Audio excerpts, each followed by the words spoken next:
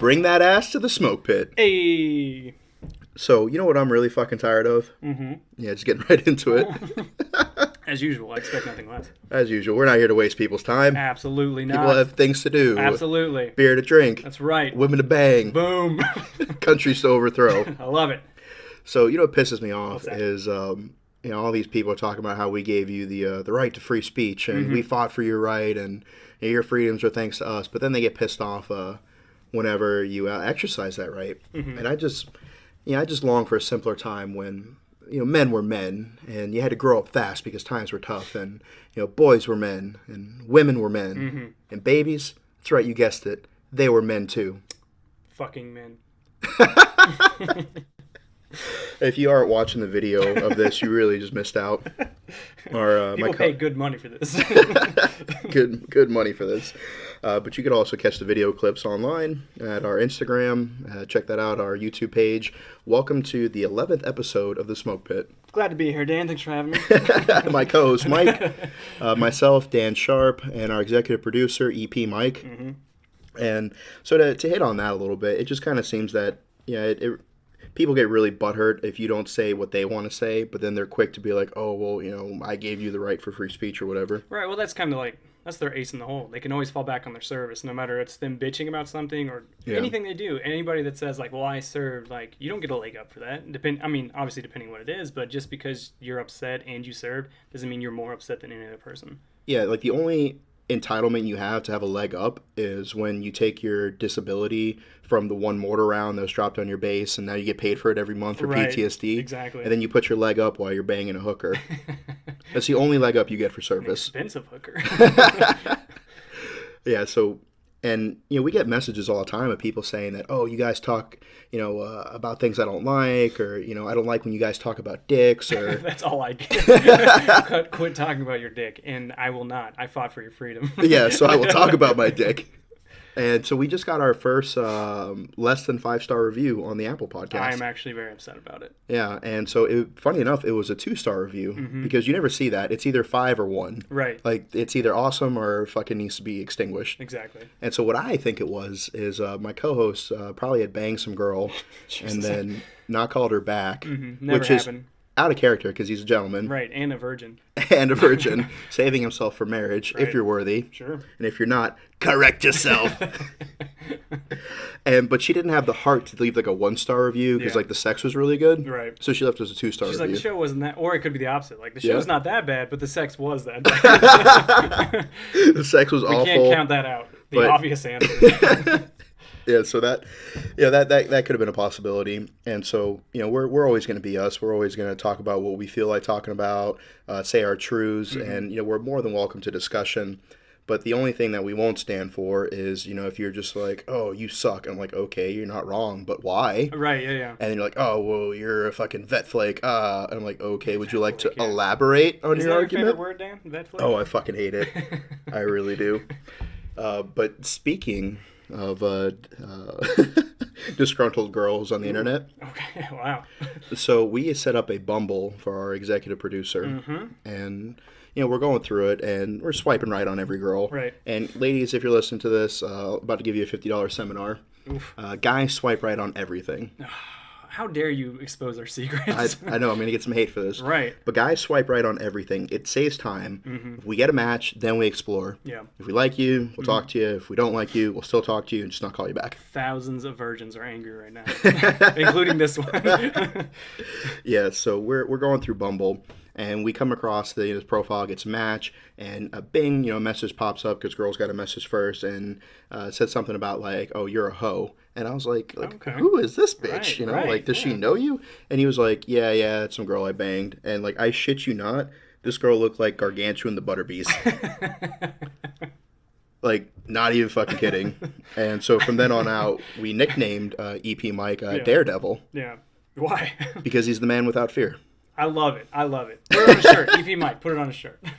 Yeah, so if you want to see our executive producer get the man without fear tattooed right above his penis, then send us a message. Absolutely, yeah. Only one. The first message we get, we'll run with it. Yeah, and we'll set up a GoFundMe. Absolutely. Which I will fully fund myself. Yeah, me too. And anything that goes over. Take all my monies. Will just be for the after party. Yeah. for more tattoos for EP Mike. 4 more tattoos. I feel like if we were going to start a GoFundMe for this show, it wouldn't be for more quality or better guests or anything like that. It would just be for tattoos for EP Mike. Yeah. Yeah. I think that one, obviously, right above the 6-foot penis. And then maybe like a tasteful tramp stamp. Like nothing too much, not like butterflies. Maybe like, an American flag or like, Iwo Jima right into his asshole. Yeah, I could see it. Like the absolutely. flags right in the butt crack. Yep. A good base. Wholesome American. Yeah. Yeah. I love it. Or just like Ryan Seacrest. Right. America's Sweetheart. Like doing double finger guns. Yeah. And then saying Seacrest out. Or what about a tattoo of Mattis on his butt cheek? I would probably get that. Like all bullshit aside, a tattoo of Mattis right on his butt cheek. EP Mike, thumbs up if you do it, if we raise the money. Thumbs up. Thumbs up. Wow. I like it. Wow, he's quick with that too. I know, yeah. He was actually like, man, I was already considering doing that. Yeah, he pulled his ass out and everything. What a trooper. What a weird trooper.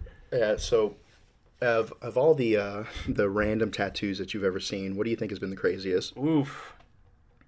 That's a really good. We didn't rehearse this either, so I need to think. That's a really good question. So why he's thinking about the copious amount of tramp stamps he's seen on drunken nights. I actually have an answer, but go ahead. We were considering putting together a documentary. We work with some larger military news companies, and we want to put together like a mini doc about tattoo parlors around military base and find out like the craziest stories. Yeah. Because the craziest one that I know, I'm actually under contract that I cannot speak about it because it's being put in a movie, a short feature that's going to be submitted to festivals. So like legally, I can't talk about the craziest one I've seen. That's so great. I would say the craziest tattoo. I didn't see it, but this story comes from my mother, the greatest woman on earth. She was an ER nurse for years and years and years. And, yeah. Some guy came in with a gunshot wound to his upper leg, because where I'm from, that happens every single day. Yeah. And they're treating it and stuff. And she said right in the little pubic area, right above the dick where EP Mike's going to get it, he had really shitty flames. And then in big, bold cursive letters, it just said porn. The dude loved porn so much. Wow. Yeah. That's the funniest thing I've ever heard. I know this guy who got a Dear John letter from his girl while he was deployed. Wow. And then right after that's that, not wow, but yeah, like that's not. Yeah, that's not wow. Part. Yeah, I thought this tattoo. Yeah, it's just my delivery. Yeah, it was wow. Wow. Wow. The sliding looks really good on you, Dan. Yeah. So after she sent him the breakup email, she sent him a picture of their anniversary tattooed on her hip, and she said we should get matching tattoos of our anniversary. And to which he replied, "You crazy bitch, you just broke up with me." Right. And then she got mad at him. Oh my god. They're supposed to be a team, Dan. That's why. And you know what the crazy part was? What's that? That young boy was me. Whoa. Yep. Whoa. Hold the phone. I didn't know that. Really? Yeah, my crazy ex. Okay. Yeah, she got our anniversary tattooed on her hip after she sent me the Dear John letter. I actually thought you were going to say you got the Dear John letter tattooed on you, which would be really funny. For everybody else, not for you. But it'd only be like 10 words. It was like, we need to break up. I'm fucking the base dentist. Like, that's what pretty much... Was that the actual outcome? Yeah, Cliff Notes. Sure, yeah, fair enough. We'll wave top it. Yeah. Base dentist. He has a job. I have a job. Yeah. I'm like, I'm paying for the program that you're in. Like, right, yeah. But yeah, so she was just like, after everything we've been through, I just think that we'll always have a part of each other. I was like, oh my god! And I was like, yeah, we went through all this because you're a crazy bitch. Right, exactly. Like this is your fault. After the breakup, we both decided on. I didn't decide that. No, I didn't decide shit. Yeah, so that young boy was me. Wow, fascinating. Mm-hmm. Did you end up getting the tattoo? No. Oh, okay. Most certainly not. Okay, fair enough. I did, however, have an interesting encounter. Okay. Yeah, so I was in the barracks, and this guy was bringing this stripper up, and that seems to be a common theme in the barracks. Yeah, of course. Yeah. Who else would come back to the barracks?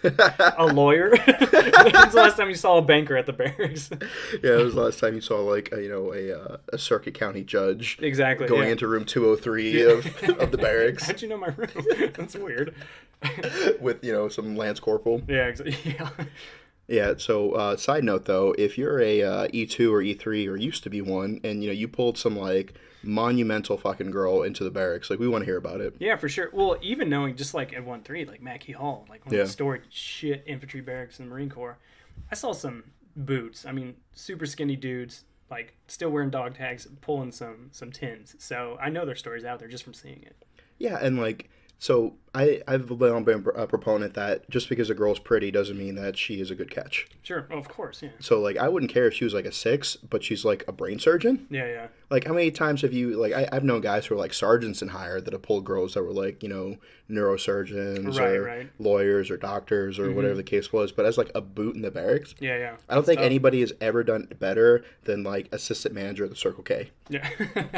At least assistant manager. That's not bad. Or like, you know, if your wife is like a massage therapist or, you know, she got her degree or whatever, like that doesn't count. Yeah. Like if you're a boot in the barracks and you go out into fucking J Actionville or Vietnam or wherever else and you pull a fucking doctor or a lawyer or a mayor. The mayor.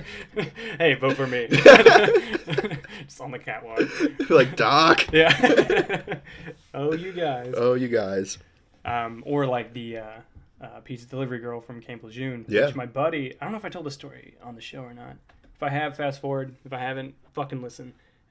So my buddy Austin, who I have hundreds of stories about, the same guy who got catfished by the black guy and like got fucking robbed by the What? I told you that, right? Yeah, but I don't think our viewers have heard that one. Well, I'll say that one for now. I'll do like one Austin story in an episode. Incentive to listen to the next one. For sure, yeah. Catfished by a black guy. Foreshadowing. Yeah, so he's just Austin, still to this day one of my best friends. He was always a really good looking guy, but he had zero game, zero situational awareness. He was from like a small town in Missouri, so where everything was just like happy and jolly and optimistic. Would you like to go with me to the hay dance? And the girl would say yes, and then she was pregnant. And twirl in her sundress, and she's pregnant. Yeah. So yeah, just the super nice guy, just super gullible and kind of dumb. But love you, Austin. And he might listen. I don't know. So one day I was his roommate, and I was your best friend better listen. Yeah, I don't know. Like if any of my best friends are not listening, I will fist fight them. Although I will say from last week's episode, since we did a really good job promoting the poop story, I had a lot of people like on my Snapchat and text me and go, "Oh, you never told me the poop story," and I was like, "Well, listen." They're like, "Well, can't you just tell me it?" I'm like, "What the fuck? Fucking it's free. You don't have to fucking subscribe. Just go to YouTube or something." Like you bitches. Anyway, I digress. That just triggered me. Had a lot of caffeine. Yeah, so I was his roommate back in Camp Lejeune, and I was off 29 Palms with my battalion, and so he had the room all to himself. He's a huge Star Wars buff, like one of those who has like all the fucking Jedi Bibles, and like he's like super into it. Wow. And wow. And so he was watching Star Wars again. He ordered pizza, obviously. What was it, Domino's? Was it Domino's on Camp Lejeune? Yeah. It's either Domino's or you have the Pizza Man Pizza. That's right. Well, like so some dude has like an oven in his truck on it. Yeah, so it's Domino's. And the Domino's delivery girl came up, and she was like really cute, which is super scary for her.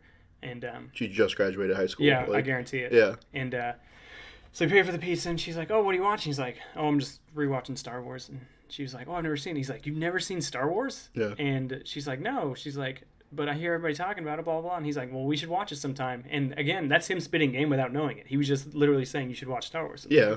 And so she's as like, any reasonable person would. Right, that's true. If you haven't seen Star Wars yet, correct yourself. Correct yourself. I didn't mean to do that.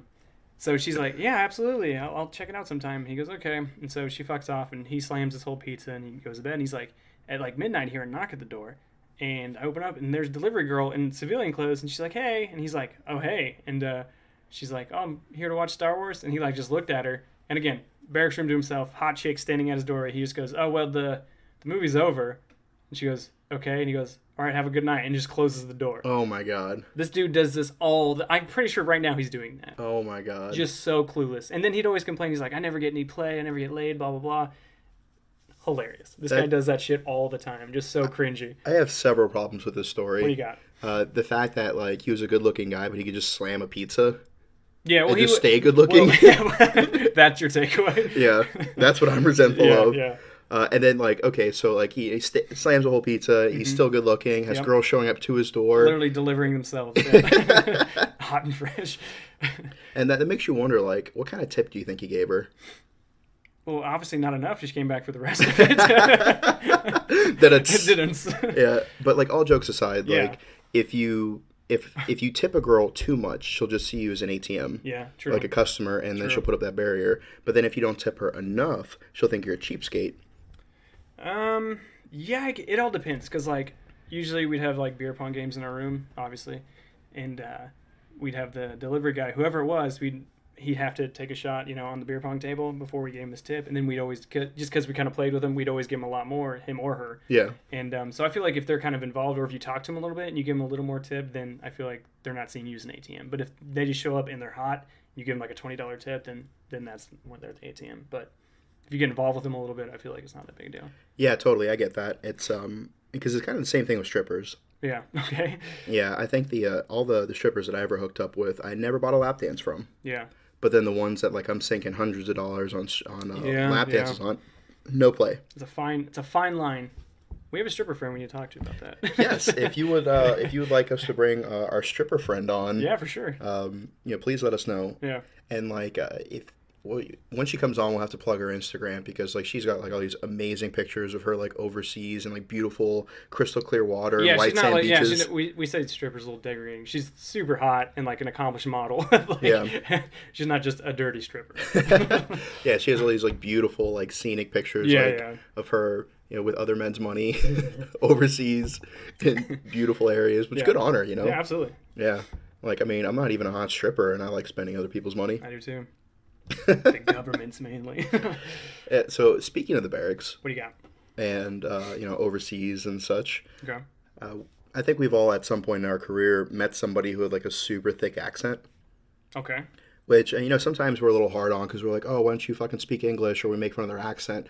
But I'm like, their English is better than my Spanish. Yeah. And like my Spanish is good enough not to get us arrested in Cuba. Right. And that's about it.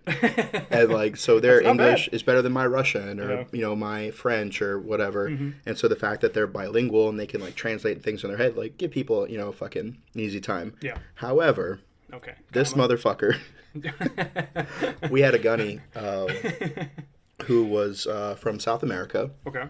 And he had a very thick accent. I think he learned English in boot camp. And he was the company gunny, and one of the boots had stolen another boot's iPod or something, Okay. And so he reported it, and so Gunny was doing the incident report. He calls up to regiment, and because I was in an instructor unit, so it was like company then regiment. I'm not stolen valor. Okay, I know how units work. Everybody's Googling battalion, regiment, yeah. Brigade. Yeah, brigade. Ugh.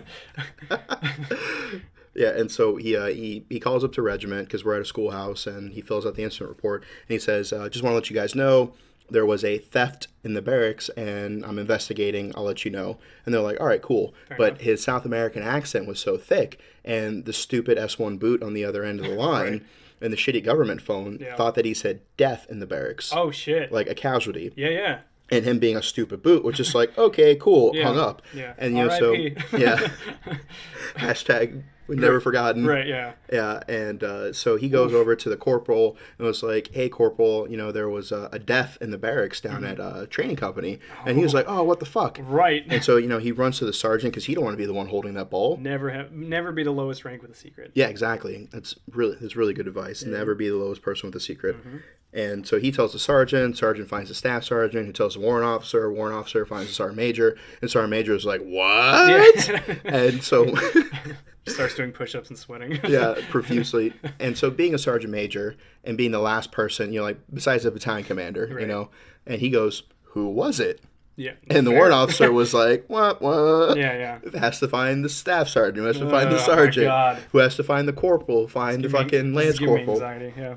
Who calls back down to our company, and we're about an hour and a half removed from the flagpole because we're a little instructor schoolhouse that fell under the regiment. Mm-hmm. And Gunny, almost said his name.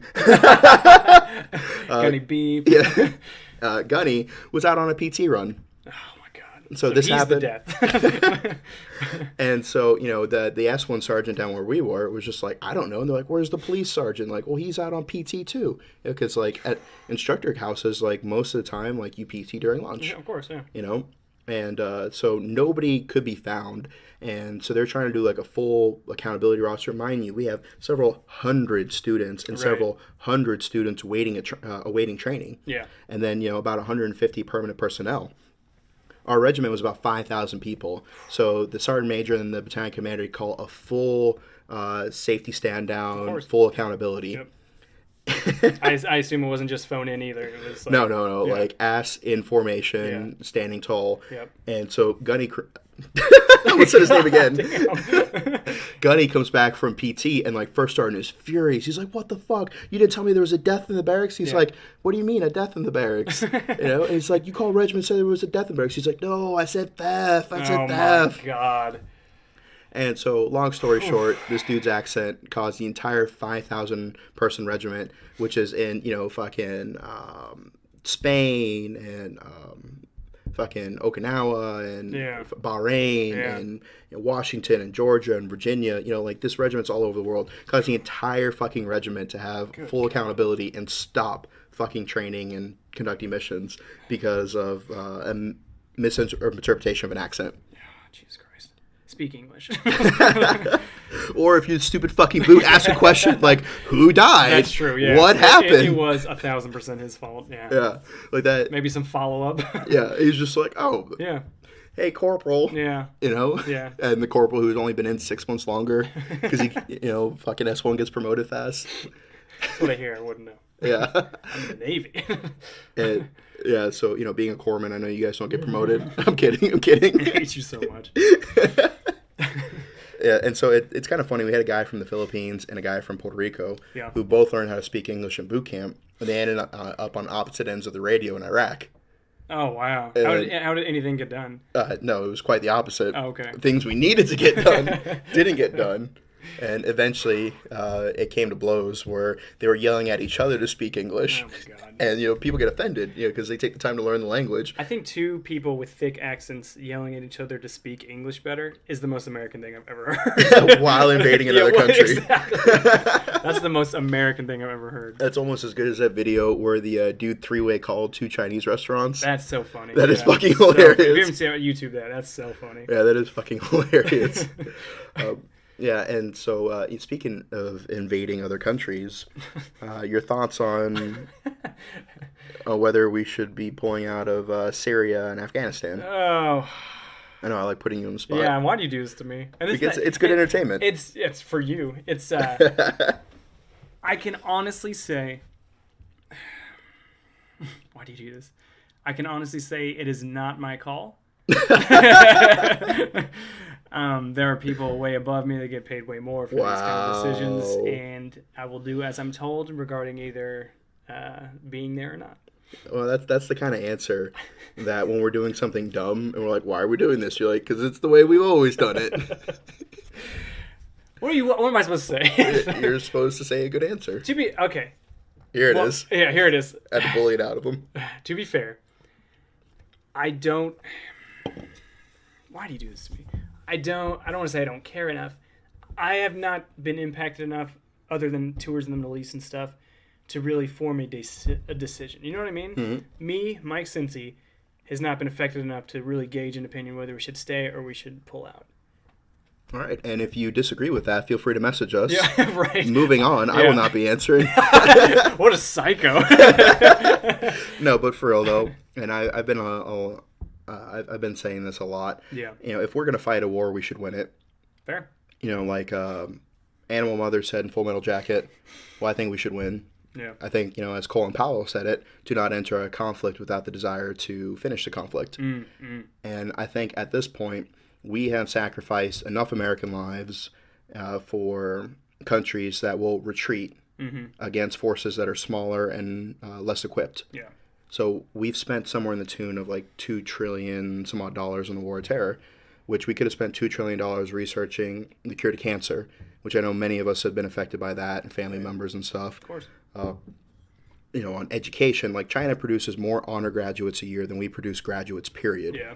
The next Einstein or whoever is going to invent teleportation or space travel or whatever the fuck, he's coming. Yeah.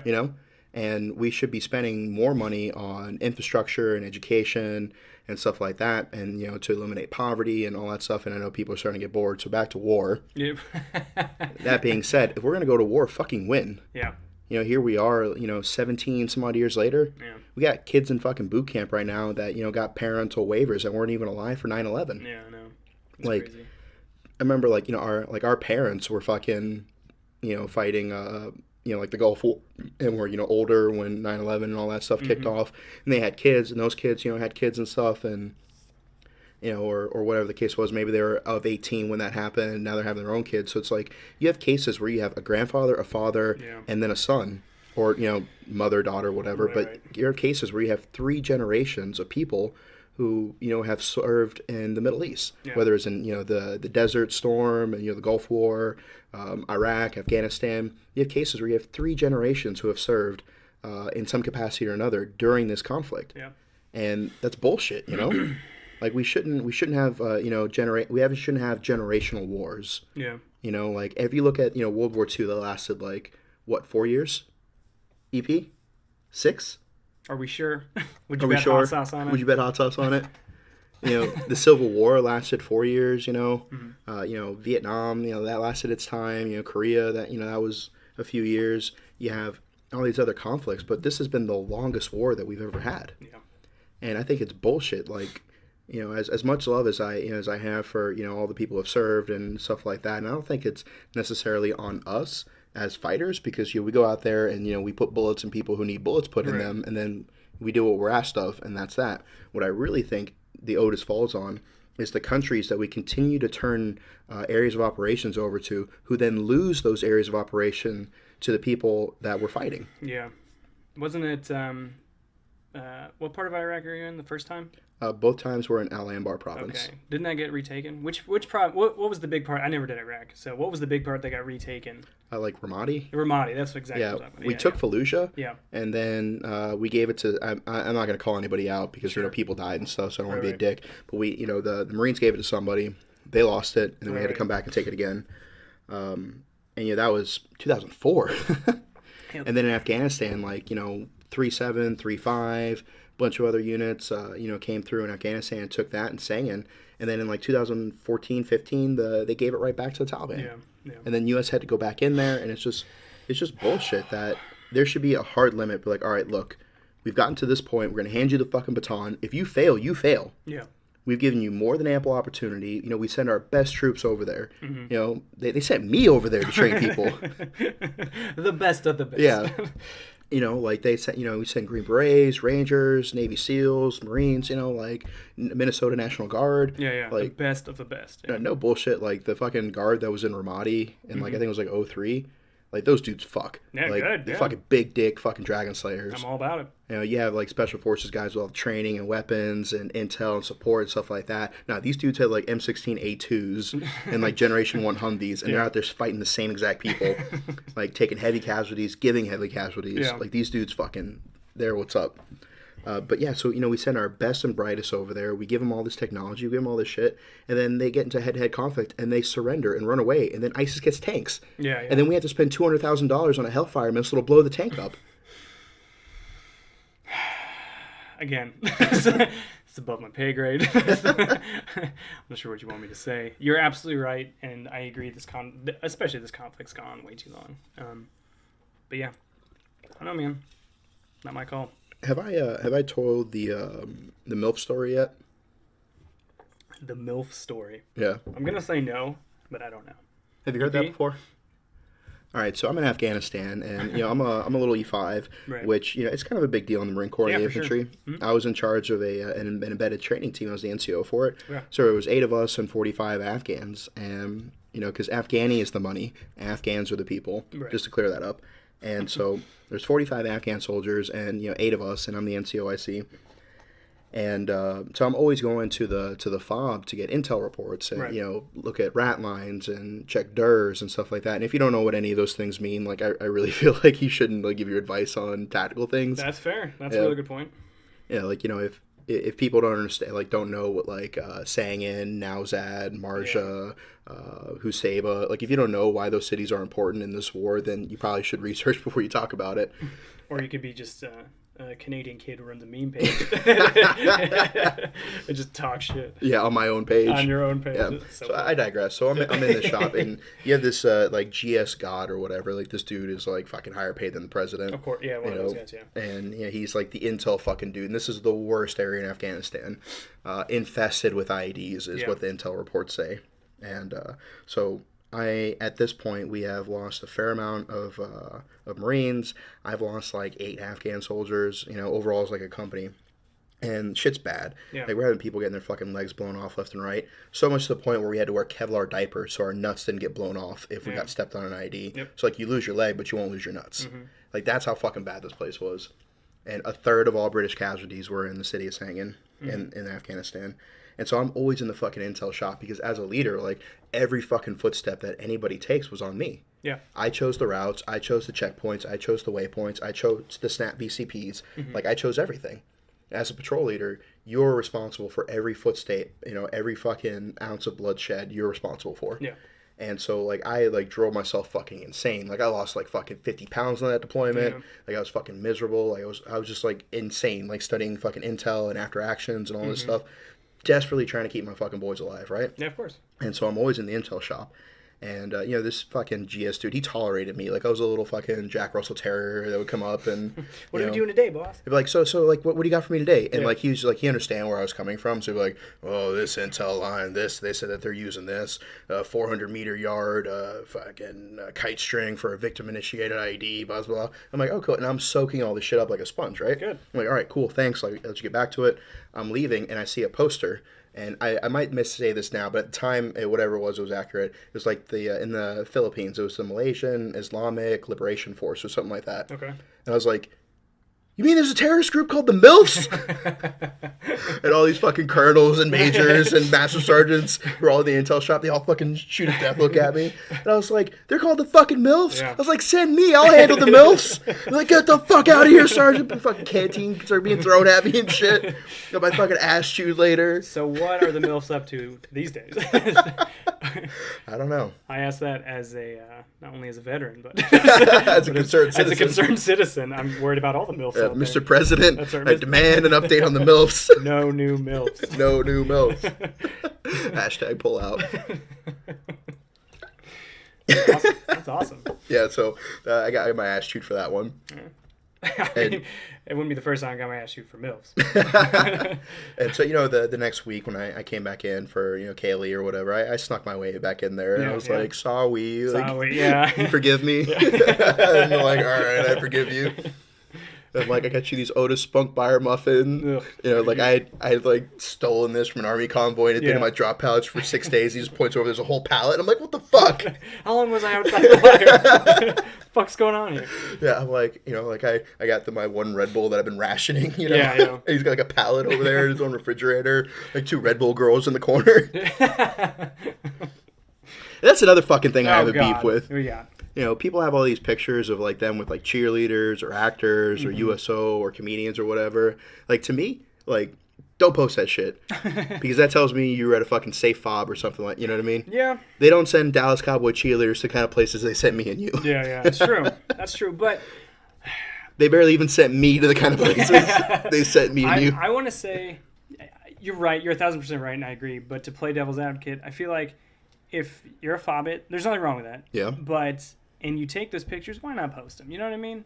Mm-hmm. I mean, I guess, it's awesome. Shout out to the people who do take their time to go over and see the troops, Oh, absolutely. That's obviously, a big credit to them. And, like, it's pretty brave for just a civilian to be like, yeah, I'll go to Afghanistan and, visit the troops or whatever. But how cool would that be to, like, bang a cheerleader in Afghanistan or Iraq? Yeah, absolutely. Yeah, I mean... that'd be the dream, actually, take him over to Little Green Bean, get some coffee, take her jet skiing. Jet skiing? What do you mean jet skiing? So, like, you take her to a secluded place, you skeet, and then she jets. Talk about your Uber being here, but like, bitch, there's your C-130. Exactly. Hope you're manifested. Oh, man. And so, I think that would be cool. Hopefully, we could get to that like within the next year. We're ending the first season in March. Yep. Because Mike has to get a sex change. It's a very long and drawn out procedure. Yeah, so he'll be out of pocket for a little bit. Yep. And then we'll come back. But we're firing off a big event in Burbiz in April in DC. Yep. Which we're gonna have we got the MGM Casino and Hotel in DC. Hell yes. I'm going to have my own booth for social media engagement and branding and all that stuff. So it's free to attend and register if you're a veteran or active duty or spouse or supporter, Leo, whatever. Yeah. So eventually we would like to get to the USO, and like I wonder like how far we could push it, like how far down the grapevine could we get? Sure. Like we end up at like some LPOP with like 3 lance corporals and a corporal, you know? It's like 6 of us. Yeah. Have Like, a seat while we talk about our penises. speaking of penises, they're like, we're not gonna pay for that. We're like, all right, our EP's just gonna helicopter his dick over his head, and he's gonna cradle us like children. So we'd have to helicopter it. That'd be our extract. Naked Mike. Yeah, like both of us, you and I would have to hold it like brooms, like we're stirring a ship barrel, you know. Yeah. We're helicoptering his dick while he's cradling our asses like children on his hips, you know. That's our extract. God, it's like the gayest Mary Poppins ever. Yeah, so on that note, be kind to each other. Hey, always nice. No, always nice. And if you have any thoughts or prayers for us, please feel free to message us. Absolutely. Goodbye. Dan and Sexman out.